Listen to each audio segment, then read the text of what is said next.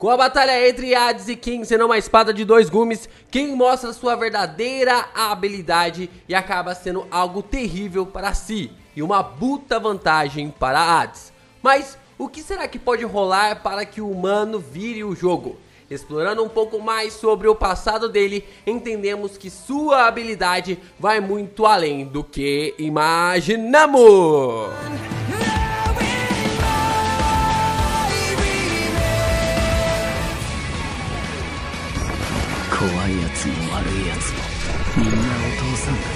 Yo, Geeks, é com o LP e vocês estão no canal do Geek Brasil. Fiquem ligados porque esse vídeo contém spoilers do capítulo 59 de Shumatsu no Valkyrie. Sim, pessoal, chegou o momento que muitos aqui no canal aguardam. Vamos trazer aqui a nossa análise, né? A nossa, digamos assim, o nosso contexto relacionado a Shumatsu no Valkyrie. E se você tá empolgado com esse vídeo, já deixa seu like, se inscreve aqui no canal, ajuda a gente a bater a nossa meta de 100 mil inscritos até o final do ano e compartilha esse vídeo com seus amigos, porque tem muita coisa pra gente falar sobre esse mangá por aqui e diante. E é claro, se você tá procurando uma linha de camisetas, moletons e quadros exclusivas do Geek Brasil, a gente tem estampas incríveis que você está vendo aí na tela. O link está na descrição desse vídeo e comprando uma das camisetas, quem não quer ter uma camiseta do pai da humanidade, né? Você acaba ajudando o canal do Geek Brasil cada vez mais. Vamos lá, né? O capítulo começa com um garoto caminhando em um corredor. Parece que é o Kim, né? Pois esse garoto tem uma venda nos olhos, né? A gente vê toda uma cena do fundo, né? Ele meio que, tipo, tá caminhando em direção a algo. Temos um corredor e ele tá lá na frente enquanto tá meio que vendado. E ele tem mais ou menos ali a idade de uns 10, 12 anos, nessa estatura ali. E ele tá caminhando pra algo que vai acontecer na vida dele. Mas antes disso, somos transitados para 260 a.C., que aconteceu uma das batalhas mais sangrentas da história da humanidade. A batalha é conhecida como a Batalha de Champion, travada ali entre os estados de Qin e Zhao. O general de Qin, Bai Qi, matou cerca de 450 mil soldados, enterrando eles vivos. Isso só do lado de Qi. Só para vocês terem uma ideia do tamanho dos números desse massacre, né, dessa batalha, que por isso que é considerado uma ali das batalhas mais sangrentas da história da humanidade. Então, nós temos ali uma das batalhas mais inacreditáveis relacionados a isso. Os principais registros históricos para os eventos deste período são provenientes dos registros do grande historiador, escrito mais de um século depois.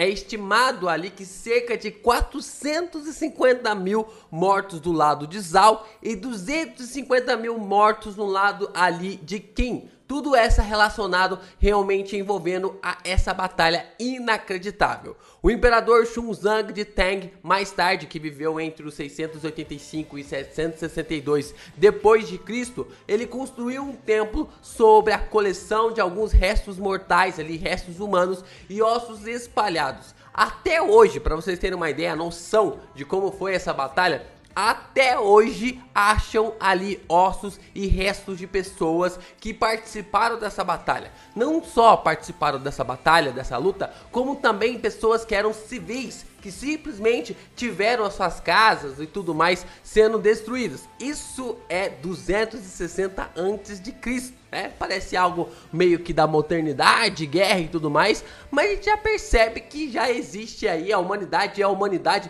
desde antes de Jesus vir aqui até a Terra, né? Então, só para vocês terem uma noção do que nós estamos lidando. São mais de, se você pegar ali com 450, são mais de 700 mil pessoas mortas em uma guerra. A cidade que eu moro, que é São José dos Campos, no interior de São Paulo, tem 700 mil habitantes. É como se uma bomba caísse aqui na minha cidade e matasse todo mundo que estivesse aqui. Só para vocês terem uma noção da quantidade de gente que morreu nessa batalha. Nessa batalha de uma província ali de 2 estados. E dessa batalha, é claro que tendo uma proporção tão gigantesca que acabou surgindo, que meio que deu a origem à história de Qin Shi Huang no mangá de Shumatsu no Valkyrie. Então, um ano depois, uma criança nasceu na família real de Zhao. Essa criança era Qin Shi Huang. Hwang fugiu da cidade com seu pai quando tinha mais ou menos 2 anos de idade, porque as coisas depois dessa guerra se tornaram algo impossível. Ficou algo impossível sobreviver a essas cidades, principalmente ligados ao estado de Zhao. Hwang passou sua infância na terra inimiga, onde foi muito maltratado, por mais que o garoto tentasse tratar todos da melhor forma possível. Um dia então, uma senhora guerreira veio à mansão onde Hwang morava, deixando claro desde sempre a sua grande missão. O nome dela era Haruyan e veio ali até para assumir o papel de zeladora. Hwang curvou-se ali para ela e sorriu. E Haruyan não gostou. Ela acabou não gostando do que ele acabou fazendo, porque meio que tipo, cara, por que você tá fazendo isso? Por que você está se curvando, sendo que você mora na casa e eu vou ser o zelador daqui? Ela entendeu que algo estava errado com aquele garoto, mas eles começaram a limpar a mansão. Eles começaram ali a ajudar ali na limpeza daquela mansão. Hwang é tratado mal pra caramba por todos nas cidades que são adultos por causa da batalha de Champ, né? Na verdade ele é ali um sobrevivente do povo inimigo e ele acabou indo morar na cidade, como eu já falei pra vocês aqui. Então a Haruyan então estava com raiva e chocada ao mesmo tempo. Mais tarde, então, naquela noite, Haruyan encontrou inúmeras feridas no corpo de Hwang, né? Então ela meio que começa a ficar ali brava com tudo que está acontecendo pelas pessoas que estavam com raiva ali do Hwang e começa a investigar sobre o que estava acontecendo com isso e por que o garoto não as afrontava, por que o garoto não as confrontava. E aí ela decide meio que tipo forçar ali o menino a mostrar o que estava acontecendo e começa a perceber que ele tem várias feridas em seu corpo. Ele explicou que sua situação é como a sinestese do toque do espelho. Nessa situação, se uma pessoa vê outra doente, ela também se sente doente. Ele explica que quando está olhando para uma pessoa e essa pessoa toca a bochecha dela, ele sente esse tocar. Então, como a gente viu ali no capítulo passado, agora é explicado por que o Hwang tem ali esses sentidos ou até mesmo esses toques conforme ele machuca o Hades. Porque se ele tá com o seu olho ativado ali, ele consegue tomar os mesmos danos que ele acaba aplicando contra ali o seu oponente. E não só contra o seu oponente, mas com qualquer pessoa, seja seus amigos ou também ali os seus inimigos. E além das dores físicas que ele sentia por causa disso, ele também sentia as dores do ódio das pessoas. Então, toda vez que aquela população aplicava um ódio contra ele por causa ali da sua etnia, ele sentia isso em seu corpo também. As dores físicas que eram aplicadas ali no personagem vinham ali dos seus ódios que acabavam sendo remetidos para ele. Então, quando o Hwang sentia isso, isso era replicado em seu corpo e aí uma marca, uma cicatriz aparecia. E é por isso que essas marcas estavam fazendo presença na cabeça e também no corpo total ali do personagem. Nessa situação, então, o corpo do Hwang começou a ficar todo marcado desde os seus primeiros dias de vida. Percebendo ali todo o ódio que lhe era dirigido, as palavras torpes que eram dirigidas a ele também. Tudo isso marcava o seu corpo e era por isso que ele não reagia. Porque por mais que as pessoas reagiam a ele, logo ali reagiam com ódio, né? Se ele sorrisse, as pessoas provavelmente iriam parar de dirigir um ódio ou querer bater nele. Se ele retrucasse ou se ele afrontasse essas pessoas iriam continuar passando mais e mais ódio para ele e assim continuaria a sentir dor. Então, sucessivamente, ele sentiria mais dores e é por isso que ele não confrontava ninguém. É por isso que ele não afrontava ninguém. E aí a Haruyan acabou chamando essa condição de injustificada e disse que a criança é inocente e não deveria suportar o peso do que o seu povo fez, né? Ela acaba falando que esse ódio ali desse povo, dessa geração, era algo irracional ali contra o Kim. Então ela começa a entender que mesmo assim, mesmo tendo essa réplica nessa situação ou nessa condição, ela começa a passar a entender um pouco mais sobre o Hwang. Ela então diz para o Hwang que ele deveria limpar esse sorriso falso e ser o que ele é, né? Ela meio que começa a passar ali para ele sobre essas informações, né? Dizendo assim, olha, você tem que parar de realmente levar essas afrontas para casa, esse ódio todo guardado no seu corpo, e você precisa confrontar isso. E depois de ouvir tudo isso, Hwang finalmente desfaz esse sorriso falso e começa a chorar pela primeira vez. E então, finalmente, ele tem uma boa noite de sono. De manhã, Haruyan então lhe dá uma venda para que ele não precisasse ter mais nenhuma dor. E é por isso que ele carrega essa venda para onde ele vá, porque assim ele não sente as dores na qual ele está caminhando ao seu redor. Então tudo isso que o Hwang tem, basicamente é ele sentir por demais. É como se ele pudesse manifestar a sua empatia através do seu corpo. O poder ali do Hwang é meio que sentir a dor do outro. É exatamente isso. O poder dele é sentir a dor do outro, e na qual a gente conhece como empatia. Quando você consegue se colocar ali no lugar das outras pessoas. E aí, quando a gente começa a ter toda essa concentração, eles começam a viver de uma forma como se fosse mãe e filho. E estavam felizes. Mas não por muito tempo. Depois de 2 anos, novos pedidos ali foram liberados e quem foi autorizado a entrar na cidade?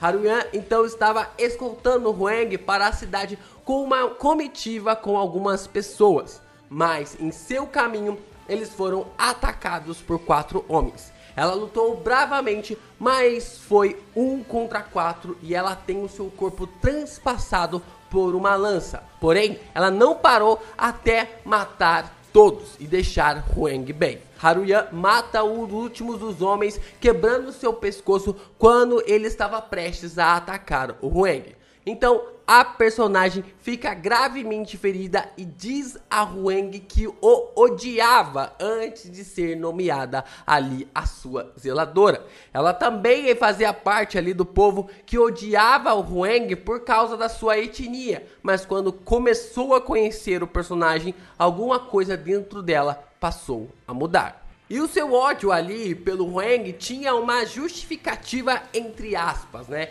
Ela diz que tinha um filho que foi morto ali na batalha de Champ. É por isso que ela não conseguia ver ele através ali dos seus olhos. Ela primeiro pensou que venceria Hwang se não gostasse dele, mas ela foi conquistada pela inocência do menino. Então ela disse a Hwang que ele deveria seguir o caminho em que acreditava e se tornar o melhor rei de todos. Depois de dizer isso, Haruyan morre sorrindo nos braços do Hwang, onde o garoto chorou muito pela sua morte. Aquele menino que nunca havia chorado ou que meio que não expressava os seus sentimentos, mais uma vez sentia a dor de perder uma pessoa. Então quando ele olhava ali para Haruyan, ele sentia ali a dor da morte em seu corpo mais uma vez. Então, ali em 247 a.C., Hwang assumiu o trono aos 12 anos, se tornando um dos reis mais novos da China. E é interessante que a parte do começo, na qual a gente vê ali o Hwang caminhando no corredor, né? Ele tá caminhando no corredor. Isso complementa essa parte, porque agora eles também está caminhando em direção ali ao seu trono e a gente percebe que ele está para ser coroado, né? O capítulo começa como se fosse realmente uma transição entre o Hwang chegando até o trono, né? Chegando ali até o comando da nação chinesa e passando ali todo o seu flashback, todo o seu pensamento até chegar ali literalmente no trono para receber a coroa. E depois de 25 anos, ele unificou a China com o território que nós conhecemos nos dias de hoje. Então, mais ou menos ali com 37 anos, ele já era líder da China como a gente conhece nos dias de hoje, que uniu as fronteiras do país na forma como nós conhecemos. Na batalha atual rolando contra Hades, o personagem ali, o Imperador do Submundo, diz que é inútil sentir a dor dos outros, já que um Imperador deve ultrapassar isso.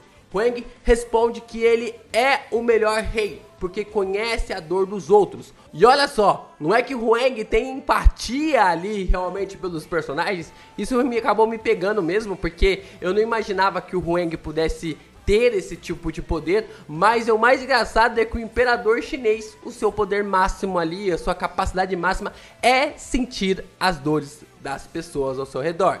E esta é a crença que ele nunca vai mudar, pois foi Haruyan, sua mãe, que lhe alimentou esse crédito, que alimentou essa crença na qual ele vai com tudo agora para lutar contra o Hades. E assim o capítulo acaba.